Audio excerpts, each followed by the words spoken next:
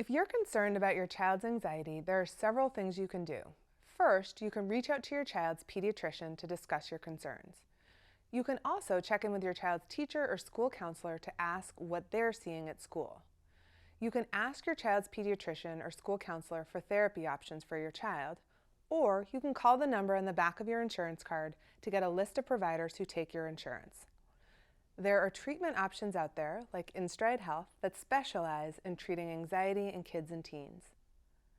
One of the main things to consider when searching for a therapist is that therapy is not one size fits all.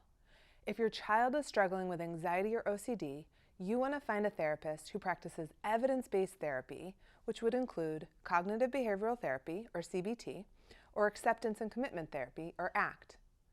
When you're looking for a CBT or ACT therapist for your child, you want to make sure that it's actually CBT or ACT. We've talked to many parents who thought their kids were getting these treatments, but the treatments were missing some of these key components.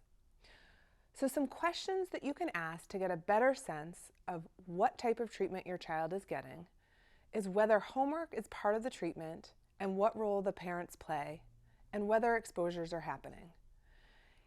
If your child is not progressing in therapy, or if their anxiety is so high that it's hard for them to engage in therapy, you may want to consider speaking with your child's pediatrician or a psychiatrist or other prescriber about the possibility of trying medication.